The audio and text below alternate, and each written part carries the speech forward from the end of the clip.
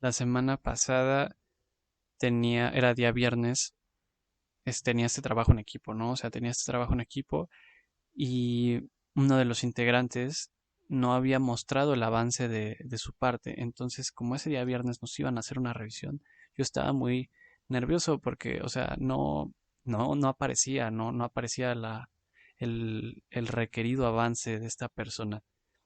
Y uno de mis amigos está en este equipo. Entonces, como este amigo mío tiene más cercanía con la persona que no había mandado su avance, yo le preguntaba a mi amigo, oye, ¿sabes si fulanito ya acabó? ¿Sabes si fulanito esto?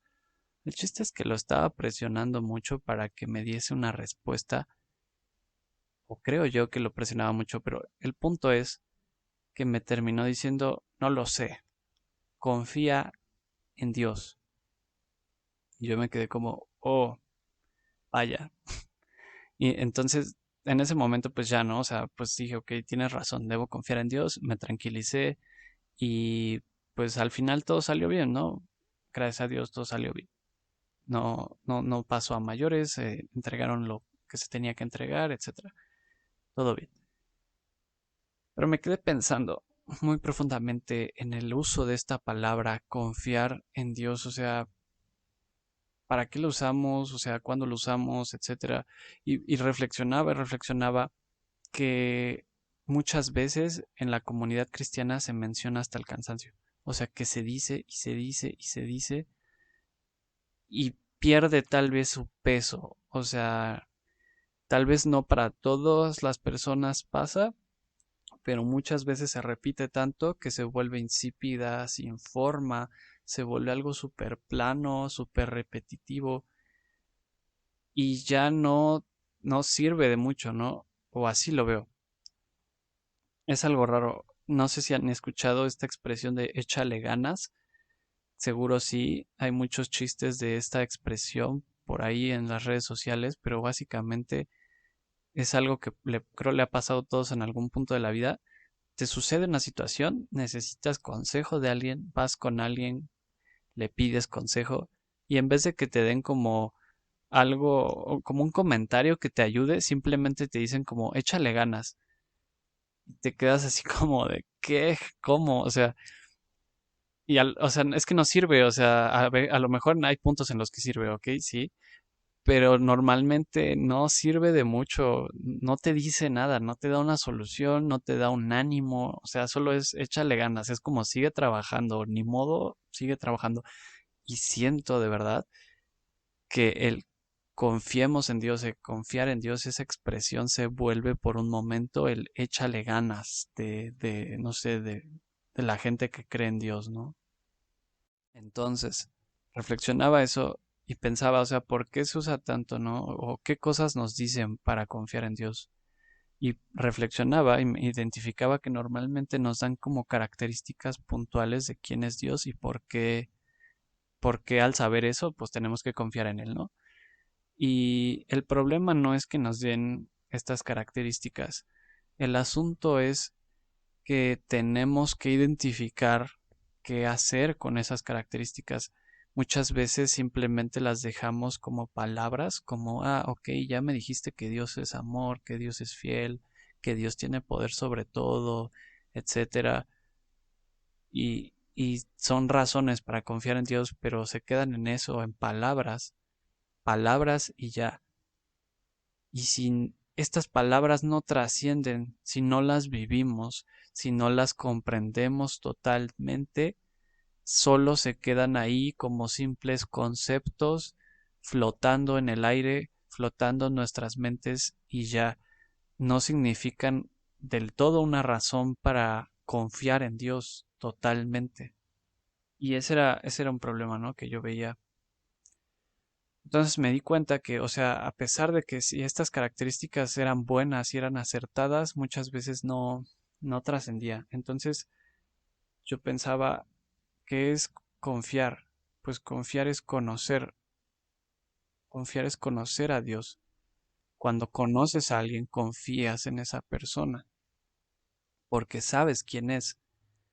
Y en ese lado, como ya lo dije como dos veces, mencionar esas características de Dios está bien porque te dan un parámetro de saber quién es Él para ver si confías o no en Él. Pero como les decía, no basta, o sea, no basta con oír, no basta con saber eso como teoría. Tenemos que ir a la práctica. Y ahora, voy a dar como desde el inicio mis objetivos de y conclusiones tal vez de este capítulo de hoy, este episodio, y es que es una invitación para que conozcamos a Dios más en lo íntimo, más en lo profundo, con tal de entenderlo a Él, de razonar con Él. Y cuando esto pasa, poder comprender características que son de Dios, entender su personalidad, sus intenciones y por lo tanto confiar en Él, no al revés, o sea, no primero sé la teoría y ya luego confío, no, sino primero practico y luego confío. Entonces, hoy quería hablar un poco del amor, qué es el amor de Dios y cómo es como una característica súper fuerte, súper principal para confiar en Dios. Y como ya dije, esto se debe experimentar, se debe buscar vivir, no, de verdad no se queden solo con lo que les digo y denlo por sentado que es algo que ya saben. No, vayan y practíquenlo, vayan, indaguen, busquen, acérquense a Dios y experimentemos ese amor del que voy a hablar en adelante. Entonces, vamos a hablar del amor y vamos a empezar con su definición. ¿Qué es el amor según la Biblia? Porque, bueno, no vamos a hablar de lo que pues se dice normalmente, popularmente de qué es, pero vamos a leer lo que dice la Biblia. En 1 Corintios 13 mencionan características muy específicas. El amor es sufrido, es benigno, no tiene envidia, no es jactancioso, no se envanece, no hace lo indebido, no busca lo suyo, no se irrita, no guarda rencor, no se goza en la injusticia, se goza en la verdad, todo lo sufre, todo lo cree, todo lo espera, todo lo soporta y nunca deja de ser. Estas son características del amor, les dije, está en 1 Corintios 13, no la voy a leer ahorita, perdón, pero estas características, como les decía, vamos a estar como conociendo de Dios. Hoy, aunque suena un poco a discrepancia con lo que había dicho hace rato, o sea, había dicho que no conociéramos solo la teoría primero para confiar en Dios, sino que lo practicáramos, pero una disculpa por eso, creo esto va a ser como un tanto de ambas, algo teórico, pero una invitación a entrar a lo práctico para poder confiar en Dios, o sea, no solo nos vamos a quedar con esto de lo que diga ahorita, ¿no? Estas características del amor que dije son características que Dios mismo tiene. Y podemos a través de esto entender que Dios ama. O sea, que Dios ama. ¿Por qué? Porque tiene estas características, actúa en base a esas características que leímos. Vamos a leer varios versículos, varios pasajes en los que podemos ver estas características reflejadas y comprobar de esa manera que hay amor en Dios, que hay un amor y que ese amor nos va a llevar a confiar en Él. Ahora, el primer pasaje es cuando estamos en Génesis, es Génesis 18, 16, 19 al 19, y es cuando Dios avisa a Abraham de que va a destruir Sodoma y Gomorra. Y para antes de leerlo en contexto, pues Sodoma y Gomorra eran estas dos ciudades donde había mucho pecado, o sea, era algo tan extremo que Dios había decidido destruirlas. Sin embargo, Lot, el sobrino de Abraham, vivía en estas ciudades. Por lo tanto, si Dios destruía estas ciudades, pues sí, obvio iba a matar a Lot. Entonces, Dios decide contarle a Abraham, porque antes de que fuese Dios a destruir estas ciudades, visitó a Abraham para decirle unas cosas y después de eso iba a destruir Sodoma y Gomorra. Pero Dios le cuenta a Abraham, o sea, Dios le cuenta le comenta lo que va a hacer y vamos a leerlo, ¿no? Para saber de qué trata. Dice, pero Jehová, perdón, me equivoqué de cita. Ahora sí, perdón. Y los varones se levantaron de allí y miraron hacia Sodoma, y Abraham iba con ellos acompañándolos. Y Jehová dijo, ¿encubriré yo a Abraham lo que voy a hacer? Habiendo de ser Abraham una nación grande y fuerte, y habiendo de ser benditas en él todas las naciones de la tierra, porque yo sé que mandará a sus hijos y a su casa después de sí, que guarden el camino de Jehová, haciendo justicia y juicio, para que hagan venir Jehová sobre Abraham lo que ha hablado acerca de él.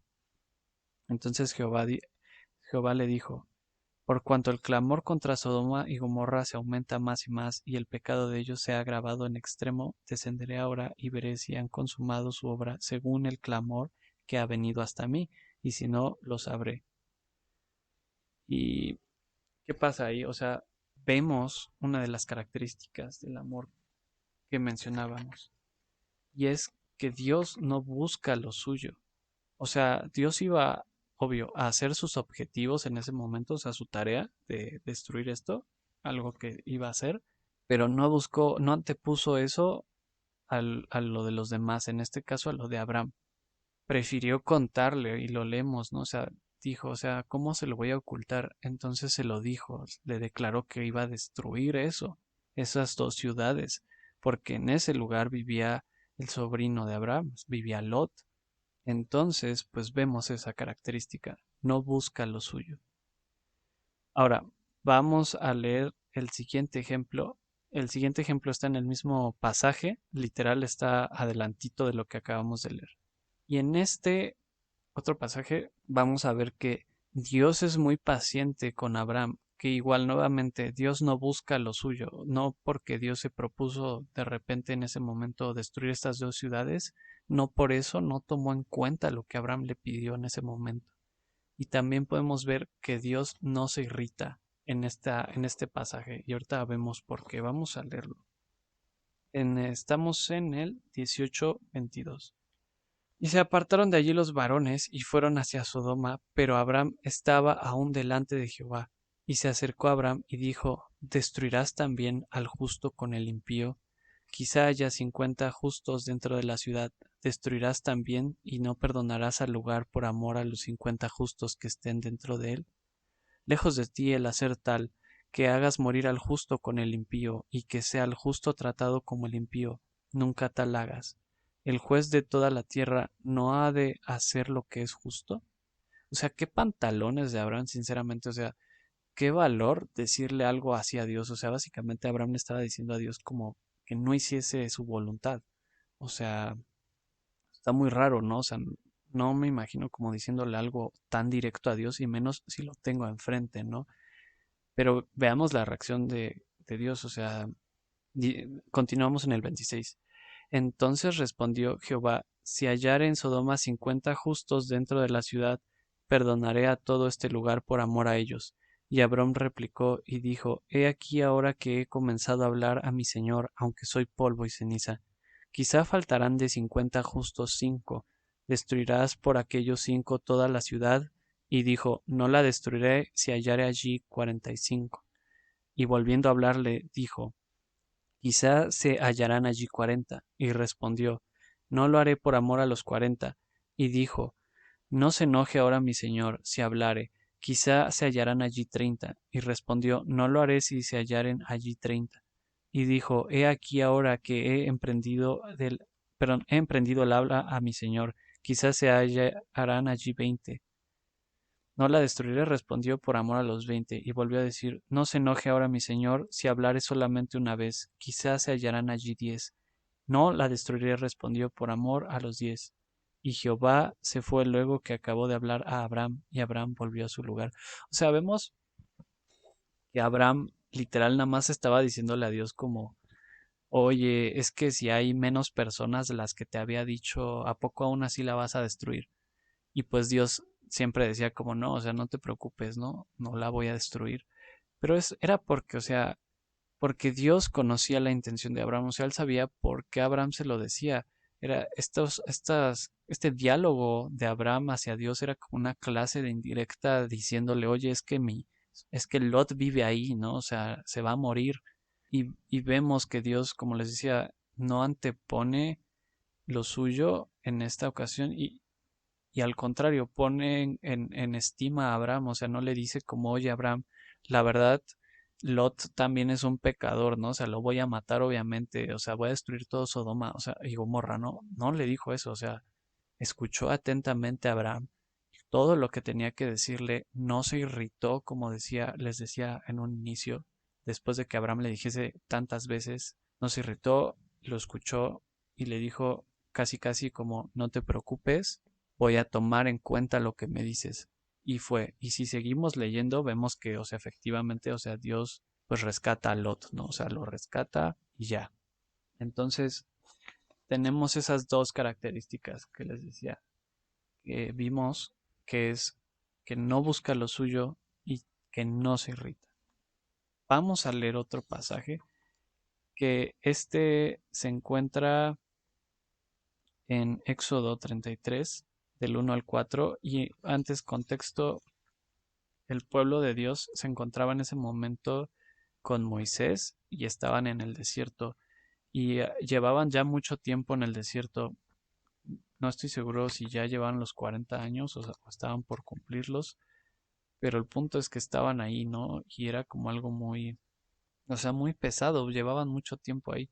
Y el punto es que Dios y Moisés tienen esta conversación de la que vamos a hablar específicamente, pero antes de esa conversación, Dios menciona algo a su pueblo, les dice algo, que es lo que vamos a leer. Está en Éxodo 33, del 1 al 4.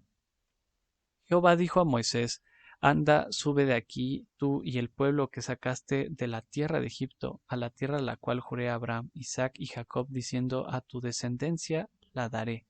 Y yo enviaré delante de ti el ángel, y echaré fuera al cananeo y al amorreo, al eteo, al fereceo, al heveo y al jebuseo, a la tierra que fluye leche y miel, pero yo no subiré en medio de ti, porque eres pueblo de dura cerviz, no sea que te consuma en el camino.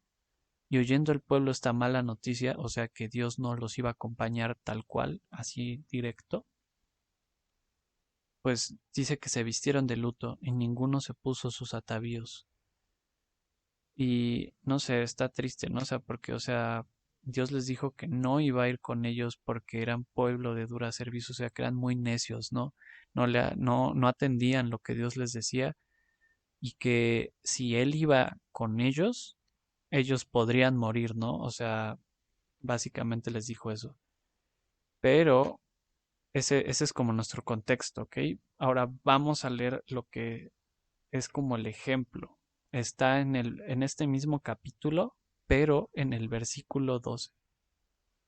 Aquí ya Moisés está hablando con Dios y dice, y dijo Moisés a Jehová, mira, tú me dices a mí, saca a este pueblo y tú no me, perdón, otra vez. Mira, tú me dices a mí, saca a este pueblo, y tú no me has declarado a quién enviarás conmigo. Sin embargo, tú dices, yo te he conocido por tu nombre y has hallado también gracia en mis ojos. Ahora pues, si he hallado gracia en tus ojos, te ruego que me muestres ahora tu camino para que te conozca y halle gracia en tus ojos y mira que esta gente es pueblo tuyo.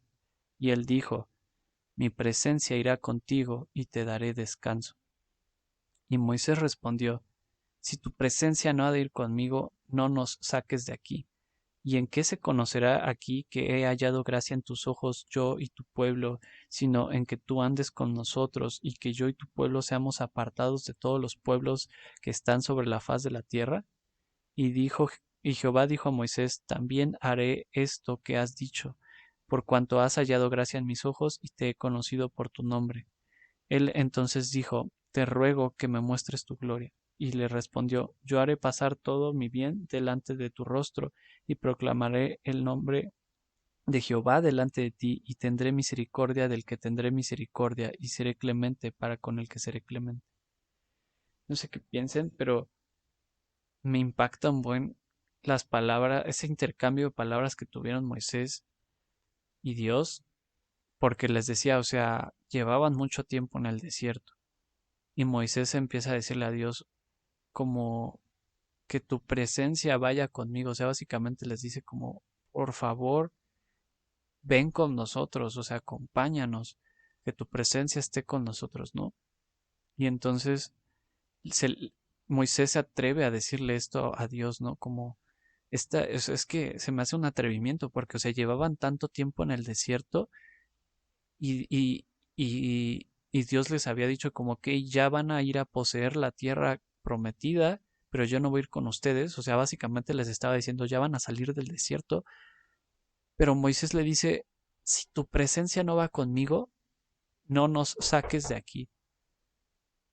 Y se me hace algo como bien raro, como bien loco, nuevamente como muchos pantalones para decírselo a Dios, porque Dios ya les estaba diciendo que los iba a sacar, que los iba a meter a donde tenían que estar. Y Moisés dice, no, o sea, si no vas conmigo, no nos saques de aquí.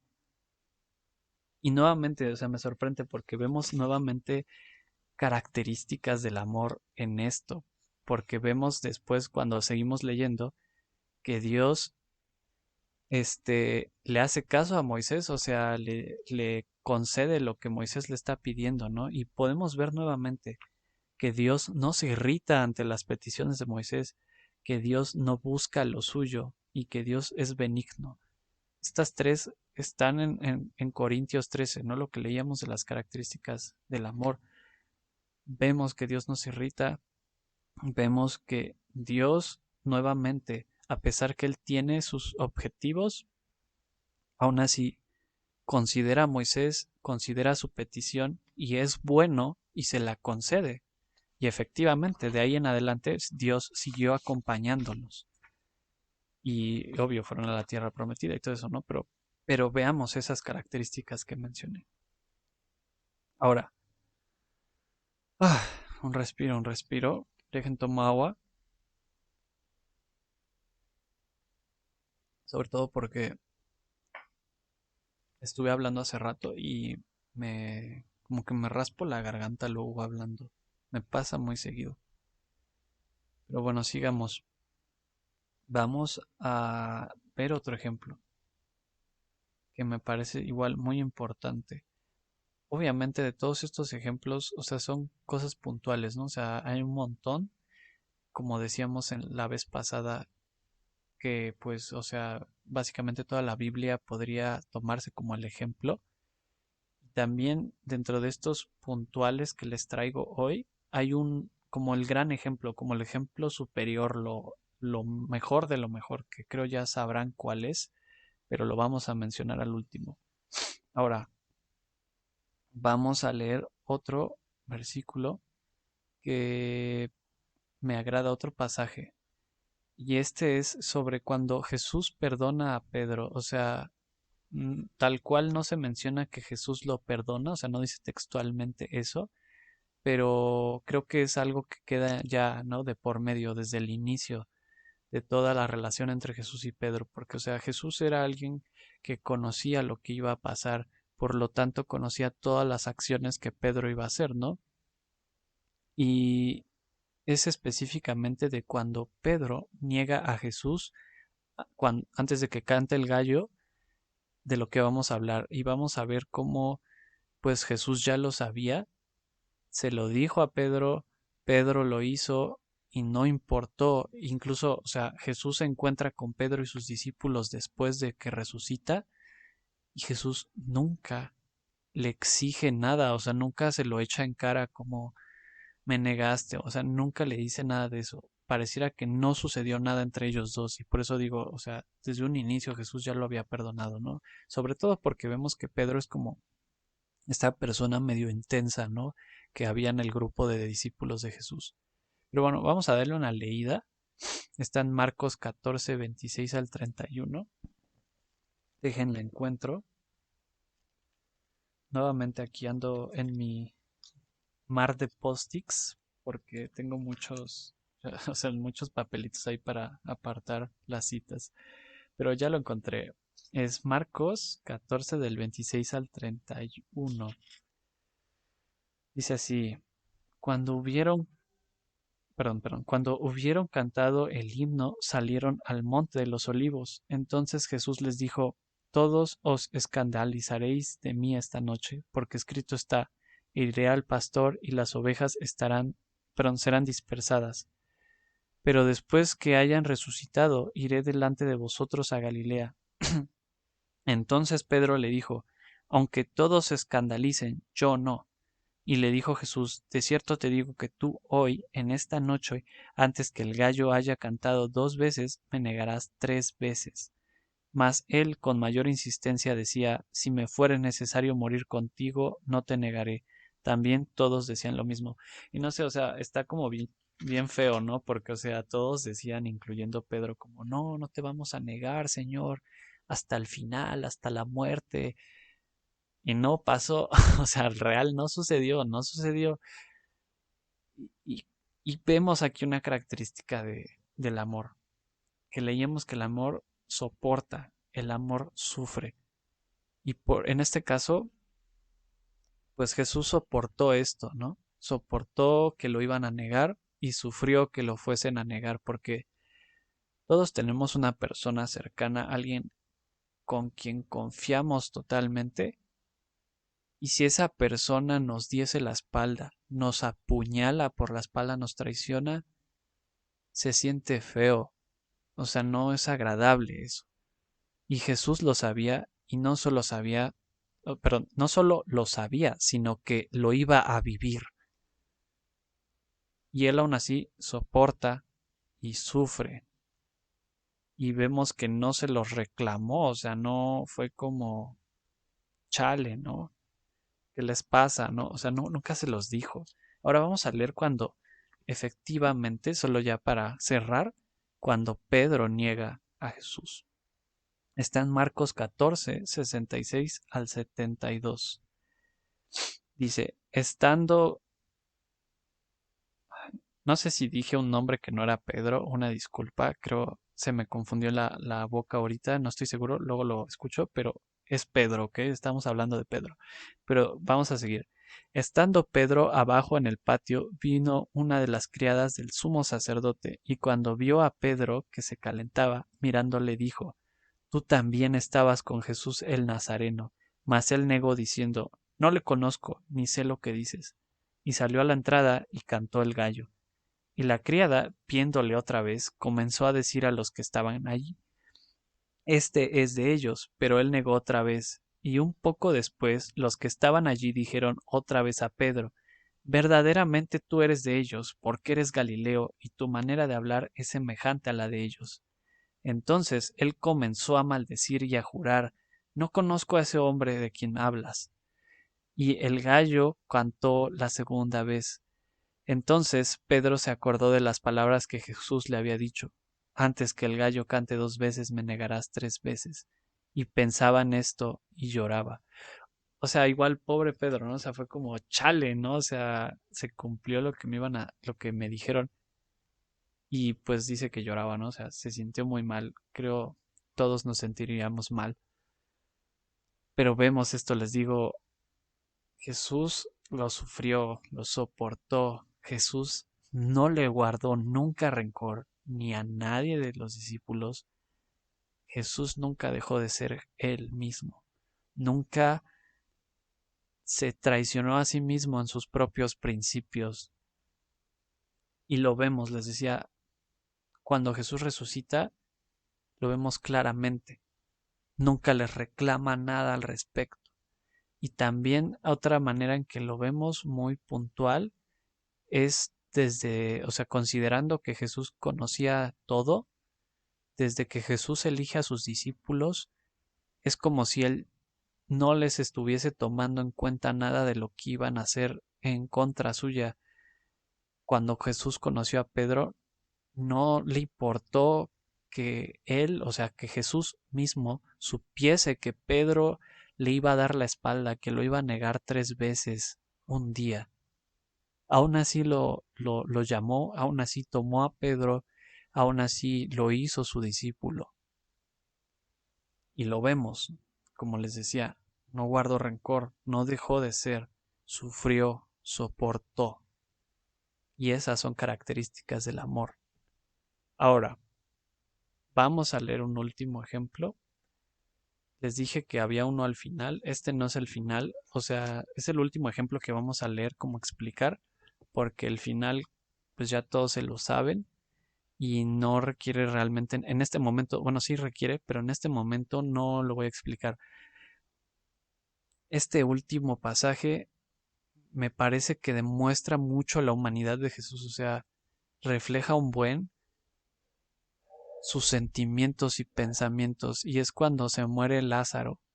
Cuando antes voy a poner un poco de contexto para no tardarme tanto porque está un poco largo el pasaje, pero básicamente Lázaro era un gran amigo de Jesús y Jesús lo amaba.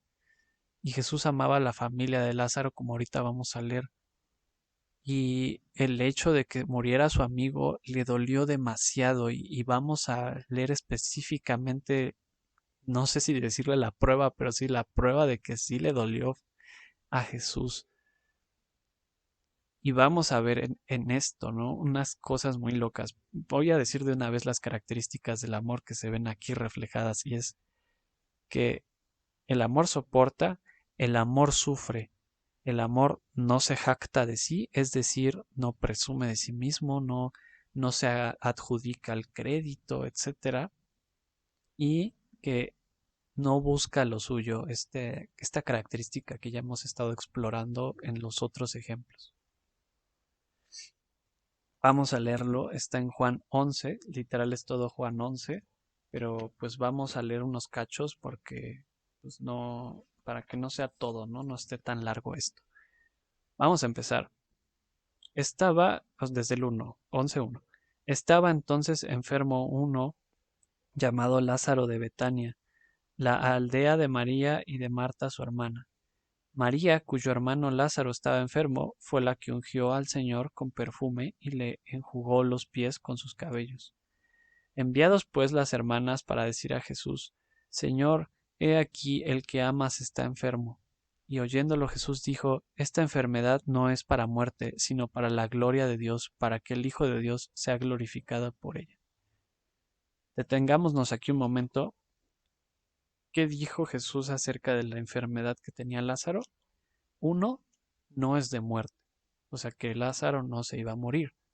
Dos, que era para la gloria de Dios y también para la gloria del Hijo de Dios, o sea, para la gloria de Jesús mismo, ¿no? Tengámoslo eso presente, ¿ok? Ténganlo presente y vamos a seguir leyendo. Llamaba Jesús a Marta, a su hermana y a Lázaro.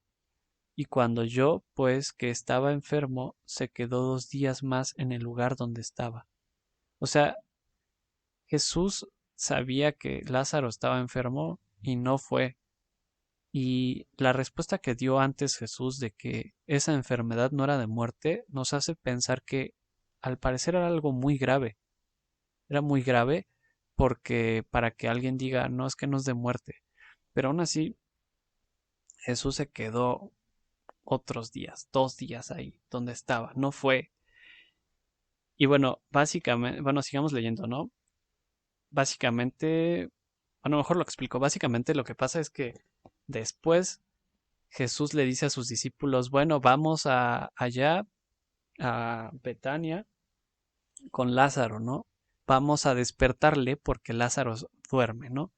Y sus discípulos piensan que Jesús decía que Lázaro seguía enfermo y que estaba dormido y que pues iba a estar bien, ¿no? Como que lo iba a curar o algo así, ¿no? O sea, lo iba a despertar. Pero Jesús, obvio, pues se da cuenta de esto y les dice, Lázaro se murió. Y todos así como de, oh no, ¿cómo que se murió, no? Porque hasta ese momento los discípulos solamente habían visto a Jesús sanar enfermos, ¿no? Y hacer otros milagros, pero no al grado de resucitar personas. Pero me encanta porque Jesús les dice que se murió Lázaro. O sea, me lo voy a leer mejor. Dice, entonces Jesús les dijo claramente, Lázaro ha muerto, y me alegro por vosotros de no haber estado allí para que creáis, mas vamos a él. O sea, no me imagino a los discípulos como en el shock de Lázaro se murió y todos como de, oh no. Y luego que les dice, pero me alegro por ustedes que no estaban ahí. Y es como de, ¿cómo? O sea, ¿por qué? Ya no vimos a Lázaro, ya se murió. Y luego les dice, después de esas palabras de me alegro por ustedes, les dice, para que creáis, para que crean. Y no les dice qué va a hacer, o sea, real solo les dice eso y me quedo pensando, ¿no? ¿Qué pasaría por la mente de los discípulos? Y bueno, básicamente, para no leerlo todo, lo que pasa después es que Jesús pues va a Betania, se encuentra con Marta primero y, y Marta, al igual que todos, porque lo vamos a leer en un momento, le dicen a Jesús, Señor, si hubieras estado aquí, mi hermano no hubiese muerto. O sea, que si Jesús hubiese llegado antes de la muerte de Lázaro y lo hubiese sanado, todo hubiese estado bien, básicamente. Y eso se repite y se repite como creo 3 veces. Y vamos a leerlo. Esto es muy curioso. Antes de leer, perdón, una observación. Quiero que se den cuenta que hasta que llega María y los judíos que con ella estaban y se ponen a llorar, antes de eso, Jesús, y si lo leemos, lo comprobamos, pareciera que está totalmente tranquilo, como sereno, ¿no? O sea, ajá, o sea, en control, digamos, a pesar de que dice que él amaba a Lázaro. Pero ahorita vamos a ver qué pasa. Vamos a leer lo de Marta que les mencionaba, ¿no? Dice, y Marta dijo a Jesús, Señor, si hubieras estado aquí, mi hermano no habría muerto. Mas también sé ahora que todo lo que pidas a Dios, Dios te lo dará. Jesús le dijo, tu hermano resucitará. Marta le dijo, yo sé que resucitará en la resurrección en el día postrero. Y le dijo Jesús, yo soy la resurrección y la vida. El que cree en mí, aunque esté muerto, vivirá, y todo aquel que vive y cree en mí no morirá eternamente. ¿Crees esto? Le dijo, sí, Señor, yo he creído que tú eres el Cristo, el Hijo de Dios, que has venido al mundo. Y está loco, o sea, como les decía, parece que Jesús tiene total control, ¿no? Que lo es, o sea, no me refiero a control de autoridad sobre las cosas, sino él mismo en sus emociones pareciera que está como súper tranquilo y hasta dice esta frase que me encanta, yo soy la resurrección y la vida, ¿no? No sé, me impactan un buen, me llegan, ¿no? Y desde aquí ya empieza a hablar, acá como, pues básicamente nos está diciendo que va a resucitar a Lázaro, ¿no? Ahora, la siguiente parte es cuando se pone intenso, ¿no? Dice, seguimos de corrido leyendo de donde estábamos, versículo 28. Habiendo dicho esto, fue y llamó a María su hermana, y diciéndole en secreto, el maestro está aquí y te llama. Ella, cuando lo oyó, se levantó de prisa y vino a él. Jesús todavía no había entrado en la aldea, sino que estaba en el lugar donde María lo había encontrado. Perdón, Marta lo había encontrado. Entonces los judíos que estaban en casa con ella y la consolaban, cuando vieron que María se había levantado de prisa y había salido, le siguieron diciendo, va al sepulcro a llorar ahí. María, cuando llegó a donde estaba Jesús, al verle, se postró a sus pies, diciéndole, Señor, si hubieses estado aquí, no habría muerto mi hermano. Jesús entonces, al verla llorando y a los judíos que la acompañaban también llorando, o sea que los judíos también estaban llorando, se estremeció en espíritu y se conmovió, y dijo, ¿dónde le pusisteis? Le dijeron, Señor, ven y ve. Jesús lloró. Dijeron entonces los judíos, mirad cómo le amaba. Y algunos de ellos dijeron, ¿no podía este que abrió los ojos de los cielos haber hecho también que Lázaro no muriera? Y aquí esta parte es cuando vemos un tanto, ajá, o sea, vemos de primera mano el lado humano de Jesús, ¿no? Que hasta cierto punto podríamos decir que en sí estos sentimientos son algo que Dios mismo tiene, o sea, que no necesariamente son del humano, sino más bien el humano los tiene porque Dios los tiene, ¿no? Ahora, está loco porque, o sea, Jesús les decía, parece que va en control, va tranquilo, y nada más viene María y los judíos llorando, así como, no, no sé, mi padre me comentaba que allá en esas zonas de Israel, Palestina, Irak, Irán, todas esas zonas, la gente llora, pero muy exageradamente, o sea, con mucha fuerza, con mucho dolor, y me imagino esa escena, ¿no? O sea, como que llega María y los judíos que estaban con ella llorando, y, y María diciéndole esto a Jesús, ¿no? Otra vez de, si hubieras estado aquí, mi hermano no hubiera muerto. Y me encanta que diga que Jesús se conmovió, o sea, de repente todo este control que veíamos que traía, que decía de yo soy la resurrección, así como todo muy firme, pareciera que se desbordó por un momento, ¿no? Jesús se conmovió y dice que, o sea, que preguntó dónde habían enterrado a Lázaro, fueron, que Jesús se puso a llorar. O sea, se puso a llorar por su amigo que se había muerto, ¿no? Y está muy loco porque menciona que los judíos decían como, o sea, hacían la observación de que Jesús estaba llorando tan intenso que decían, o sea, decían, miren, lo amaba mucho, o sea, que amaba mucho a Lázaro porque al parecer Jesús estaba llorando como pues, muy potente, ¿no? Muy fuerte. Se sentía ese sufrimiento en su llanto, ¿no? Y no creo que, o sea, he estado en pocos funerales y he visto, obvio, que la gente llora en los funerales,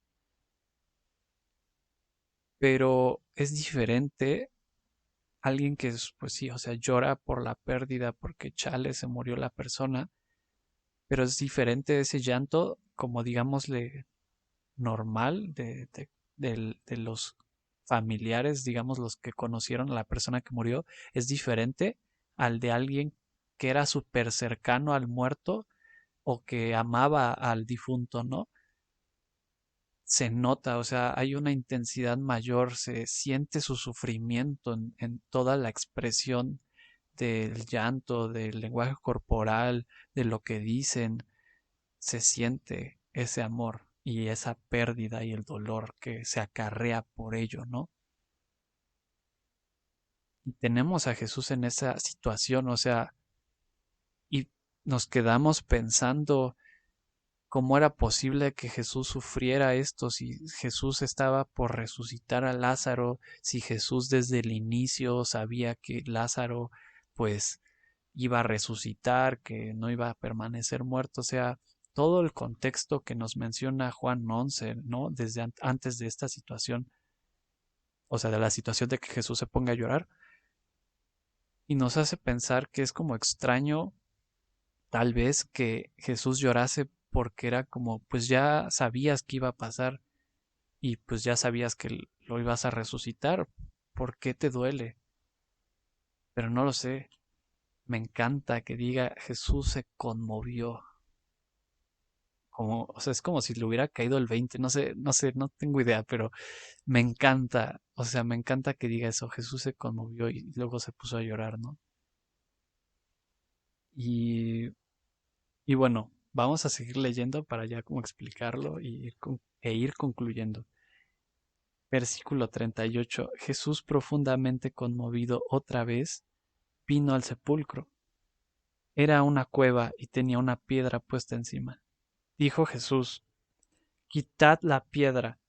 Marta, la hermana del que había muerto, le dijo, Señor, hiede ya porque es de 4 días, o sea que ya apestaba, ¿no? O sea, ya olía feo, porque hacía 4 días que se había muerto Lázaro. Y seguimos leyendo, ¿no? Versículo 40. Jesús le dijo, ¿no te he dicho que si crees verás la gloria de Dios? Entonces quitaron la piedra de donde había sido puesto el muerto, y Jesús alzando los ojos a lo alto dijo, Padre, gracias te doy por haberme oído. Yo sabía que siempre me oyes, pero lo dije por causa de la multitud que está alrededor para que crean que tú me has enviado. Y habiendo dicho esto, clamó a gran voz, Lázaro, ven fuera. Y el que había muerto salió, atadas las manos y los pies con vendas, y el rostro envuelto en un sudario.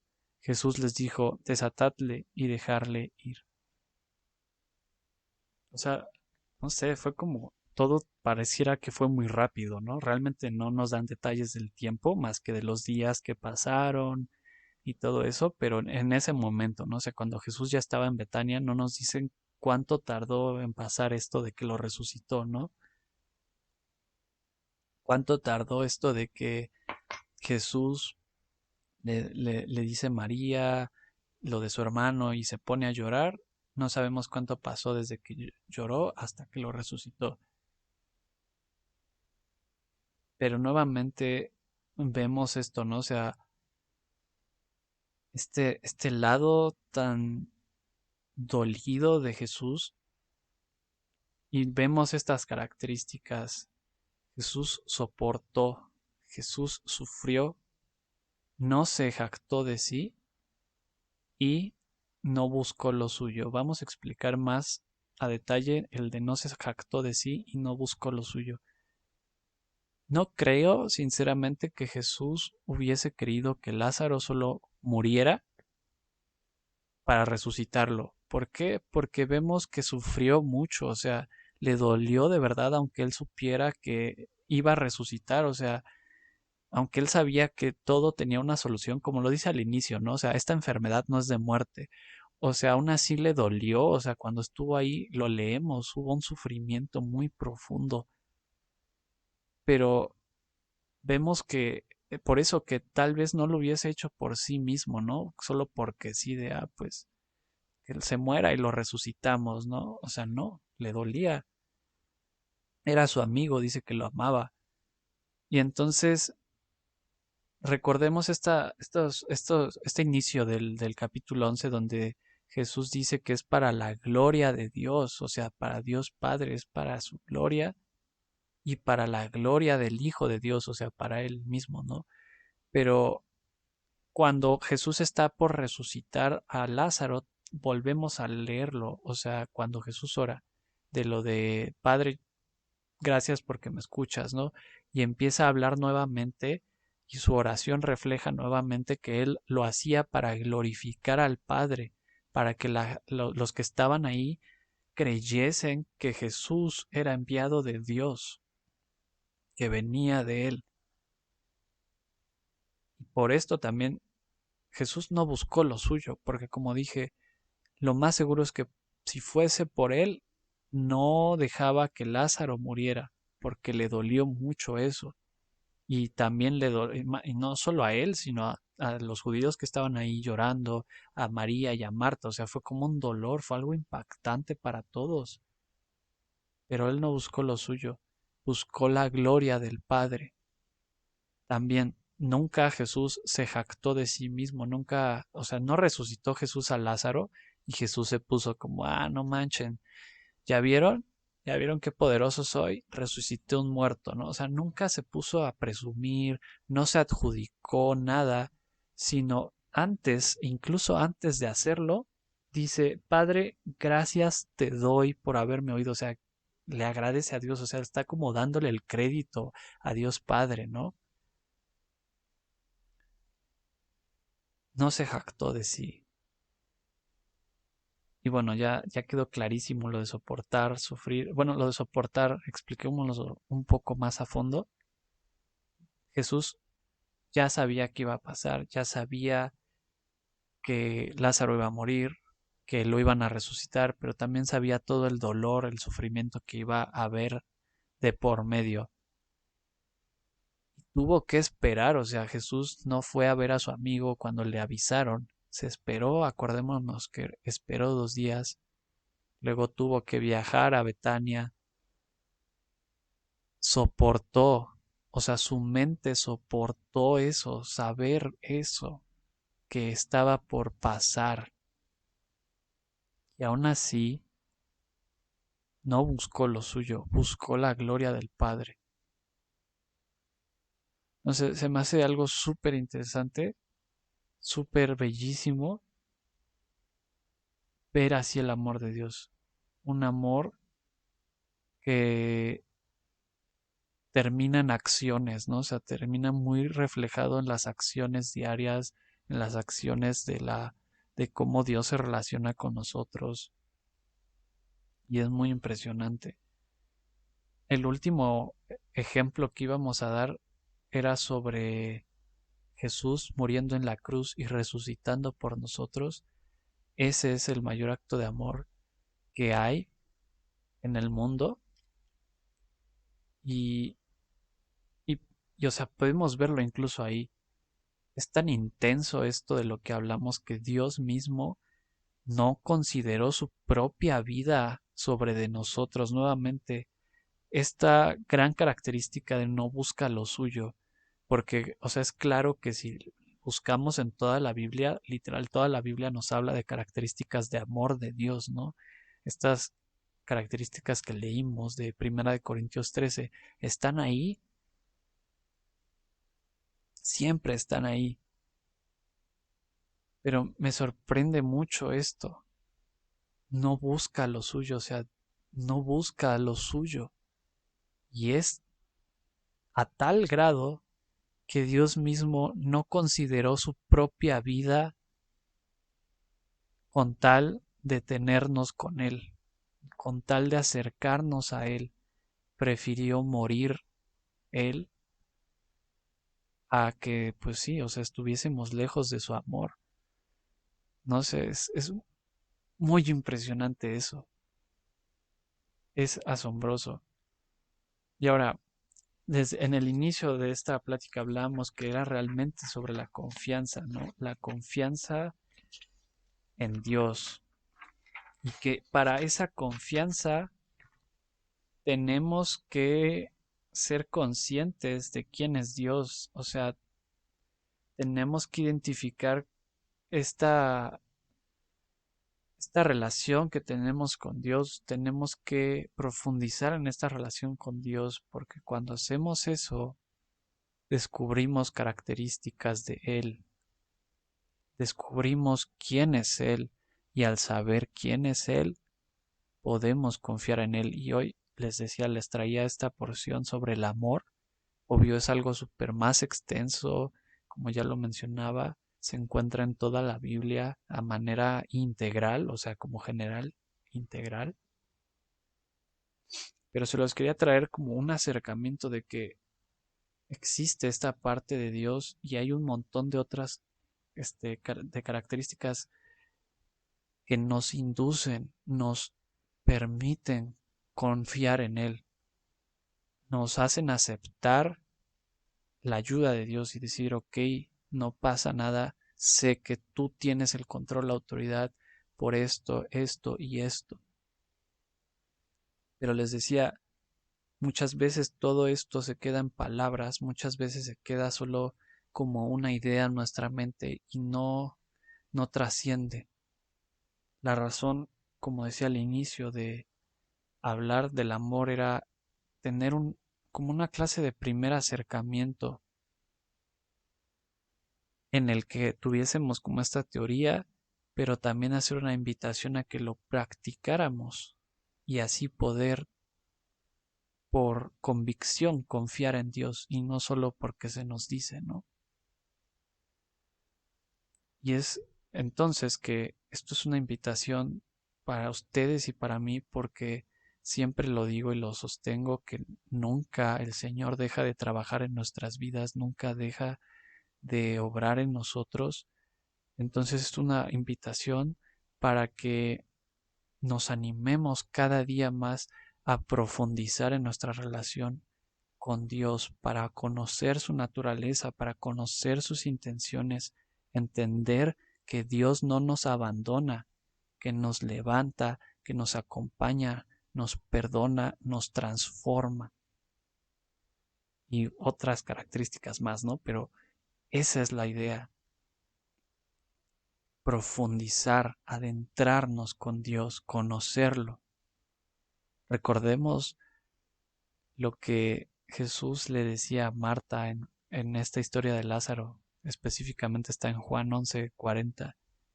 Si crees, verás, o sea, le dice que si creía, iba a ver la gloria de Dios.